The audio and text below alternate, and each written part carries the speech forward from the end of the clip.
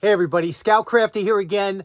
Midweek Wednesday. Hope you're doing well. A couple things to talk about. First of all, this weekend, Saturday, coming up, we have Jacktown in beautiful Bangor, Pennsylvania. It's a flea market show that they have there, and it's a lot of tools. We are there usually every spring. Now, right now, they're calling for rain, but it's a rain or shine show, and it don't look like an all-day soaker. Hopefully, we'll kind of miss it. But we will be there Saturday, and it's always from 10 a.m., just 1 hour, 10 to 11 a.m. at the gazebo. So if you're in the area, in Bangor, Pennsylvania, which isn't far from anywhere, it's a wonderful trip. I'm sure you'll love it, as everybody does, and you'll get to meet a lot of YouTube creators there. And it's just a fantastic time. I'll have some giveaways. Just don't bring any gifts for me. Please, I have tons of stuff here that I still have to get to, but I will have gifts for you. So if you do make it, please come by at the gazebo, 10 o'clock, and we'll be there. We have a couple things to get to today. I'm hoping it's going to be a fun show because I've been working on this for a few days. So let's get started right away. Okay, for those of you familiar with the show, you know I'm a collector of light bulbs. I find them fascinating and always have. And what a lot of you don't know is that the light bulb was developed, this is one light bulb, the incandescent, has been unchanged for almost 100 years, except for one thing. And that is, when they first started developing the light bulb, it was a DC bulb, and they only lasted a few hours at a time, and then they worked it up, and they kept redesigning it until they got this to last almost indefinitely. And that became a problem, because they realized, well, if we don't, if we make a bulb that lasts forever, nobody's going to buy them. Much like the old Vice manufacturers, like Reed and Parker and things like that. They made products that were so good, you bought them once and that was it. It was good for generations. So they didn't want that to happen with light bulbs. So the manufacturers formed a cartel. All the light bulb manufacturers got together. They said, listen, we're going to make bulbs that only last 1,000 hours. That's about fair, they figured. And this way you're not always changing them, and you're going to buy another one when it goes. So they all got together, and every bulb was designed. When you get a standard light bulb, it's good for 1,000 hours. They would even test the competitors' light bulbs to make sure they weren't going past it. Now, the only way you could get past a 1,000 hour rating is to put long life on it. Okay? Now, my buddy John Fix just put out a fantastic video on a light bulb that he had, was given to him a long time ago, and also an ice maker. I'll have a link in the description, an antique ice maker. You got to see this video. It's absolutely fantastic. One of my favorites that he did. Anyway, John sent me that bulb, and this is it right here. What this is, and I don't know if you could see, I'm trying to get it so you could see there we go, maybe you could see that. And this is a 130 volt light bulb, and it's good, says, for 10,000 hours. Now that's considered a very long life light bulb for an incandescent, considering that LEDs today last longer than that. So, but back in the day, this was a lot. So the filament is thicker, and also at 130 volts, it's higher than the normal, what we have here in the States, between 110 and 120. Now, if ever you notice, when you turn a light bulb, when you turn the switch on, that's usually when your light bulb craps out, right? When you throw the switch, all of a sudden you pop and the light bulb, that's because the surge of current going through there. By rating this at 130, it won't burn as bright, but it will burn much longer, and that's how they did it. Look at the beautiful shape of this bulb. It was very unusual, industrial grade. Let me turn this on for you.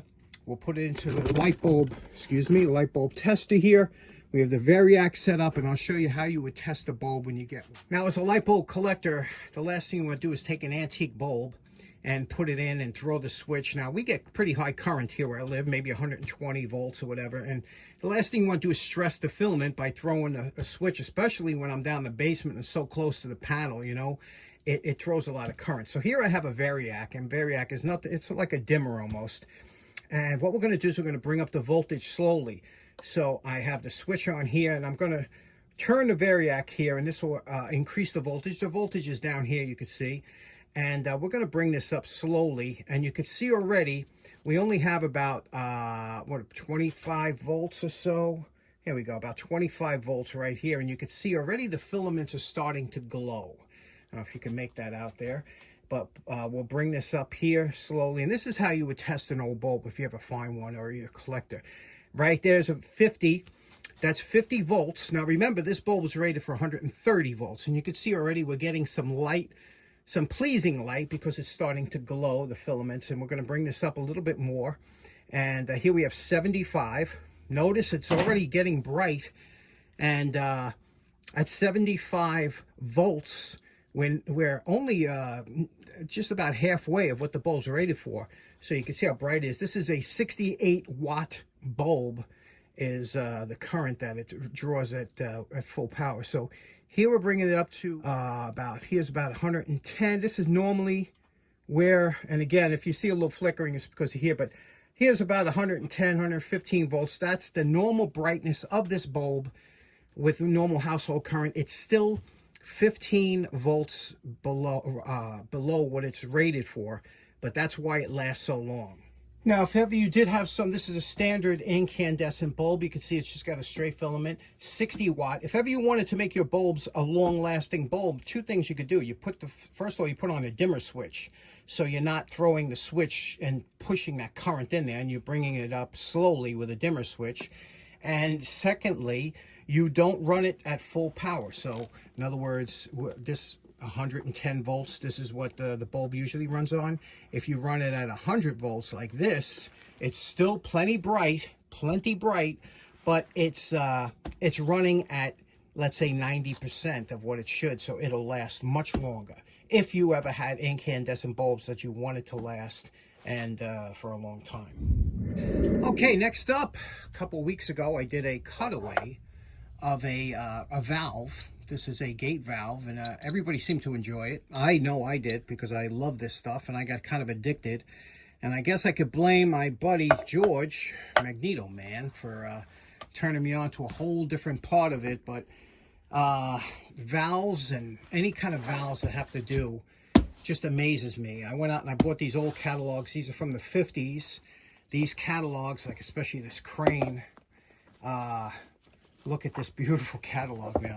If again, it's all about different types of valves and tools that they sold, but it shows you what valves are for what, breaks it down, industrial valves, home valves, check valves, ball valves, spigots, whatever you can imagine, it's in here. What a catalog. I saw that George had one. I had to go on eBay and get my own, and just absolutely beautiful. All different types. I'm learning a lot, and I just ordered one of these.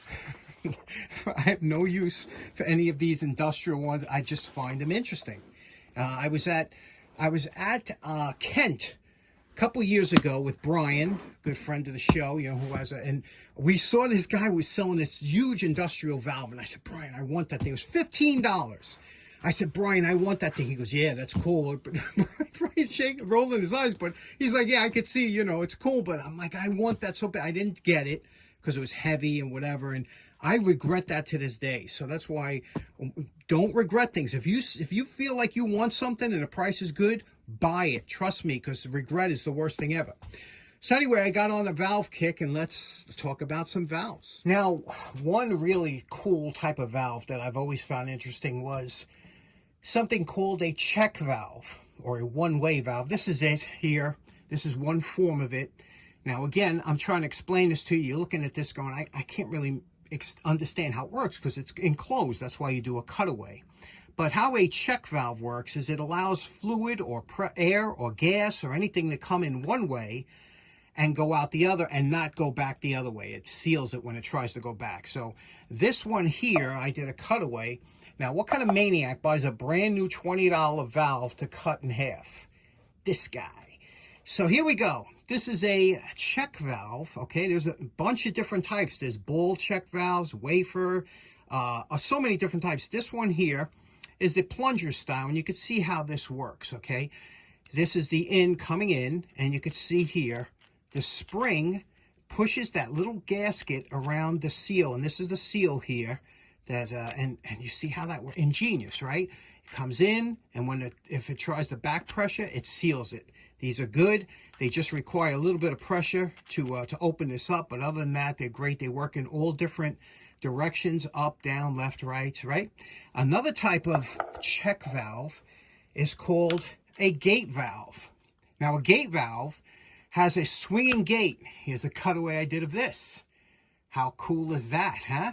And I'm going to show you how I did this in a minute, but there we go. This is a gate check valve, and you can see how that works. There's a little gate there, and this top screws off, and I left it that you could screw it off, and you pull this little nut here. This is a plug, comes out, the pin pulls out, and you could take the gate and you could service it, meaning if it should get crudded up or this gets pitted, you could resurface it, and you could resurface it just by putting some sandpaper on some glass and just going in figure eights and just lap it and then put it back. And as long as the back here, but you can, again, these were meant to be serviced. The only problem is after they've been in use for a while, this part here, the opening, which you have to get to, is hard to open a lot of times, you know, so that's a problem because from the factory, they don't put any Teflon or anything or anti-seize.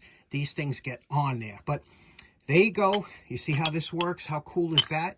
And let me show you how I made that. Now for the swing gate check valve, it's pretty simple. Again, the top will come off here. I did this, I loosened it in the vise, but you see the top cap comes off. There's a pin that's held in by this little nut, okay? This plug stops the rod, and to get the rod out, you push it in. Once the plug is out, you pull this out like this. That releases the flap, and the flap comes out the top because the top is wider than the ends. And you can see it's a machine surface. And now what we're going to do is we're going to cut. We got to figure out where. I don't want to cut on the side that has the plug. I want to leave that there. So I'm going to cut on this side, and so we could see it.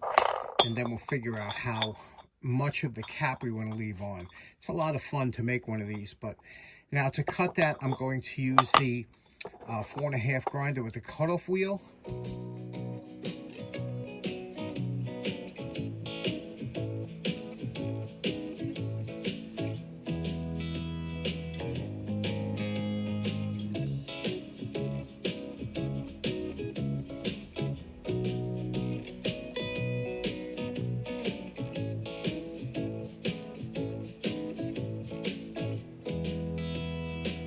Now, there are advantages and disadvantages to these type of gate valve or check valves, the ones with a swinging flap, and that is that you can only use it in this direction or this direction. You can't use it, obviously, in this direction. It becomes useless. And the other thing is, sometimes if you don't have enough back pressure, they tend to weep a little bit or leak. So they're only meant for certain things, but very cool, right? Let me show you another type of valve that I thought was really cool. Now, this type of valve, you probably remember, you see these a lot on radiators, or if you've ever had steam heat in your house, a lot of these, they were called like globe valves because they shape like a globe, but they use a rubber seal. Again, you can't really see how this works, so we're going to cut this open. This thing here unscrews. Now, this is how you hook it up, usually to your radiator. There's this little flange here and this little surface that fits against, and this nut tightens it down, and that's how you get that seal. You know, once it's in there, it's sealed tight. Remember, this is good for steam. Now, remember that sometimes if steam passes through, what's to stop it from coming up this little crack around the valve?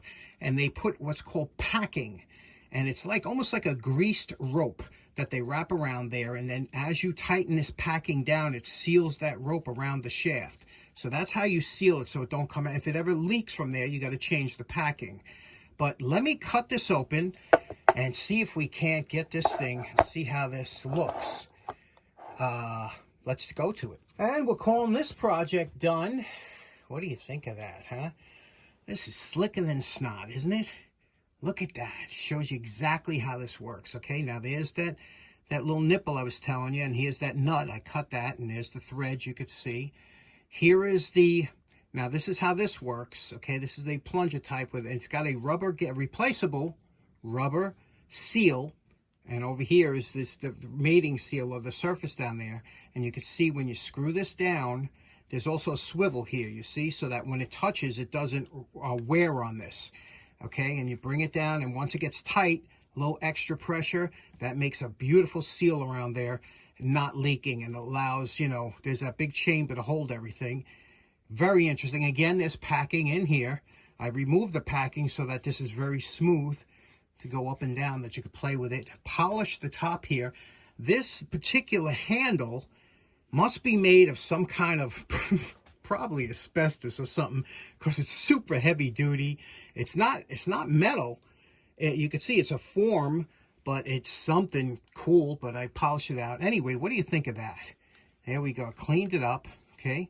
Cleaned up the nuts and everything, and there we go.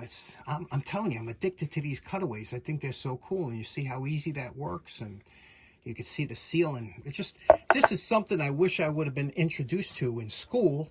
Would have put me in the right direction to know how things work, instead of trying to figure, you know, when it's all covered, you're just guessing. I don't know what's causing that thing to leak. These are all meant to be rebuilt. The problem is, like I said, opening this up when it's been sealed for so many years. I could not open this. So if any old-time plumbers know how to take the time, I tried a 4-foot wrench. I was ready to snap the whole casing. I can't figure. I tried heat. I tried everything.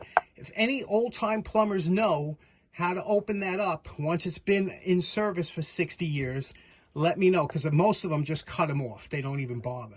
But maybe there's somebody out there that knows a trick. Let me know, please. So let me know, what do you think of these? Which one's your favorite? Do you like number 1, number 2, number 3, or number 4? Let me know in the comments. Just leave a number. 1, 2, 3, or 4. Which one is your favorite? So in closing, special thanks again to John Fix for that fantastic bulb. I have a link in the description to his awesome video with the antique ice maker, which is just over the top cool. If you've never seen one, you got to see it.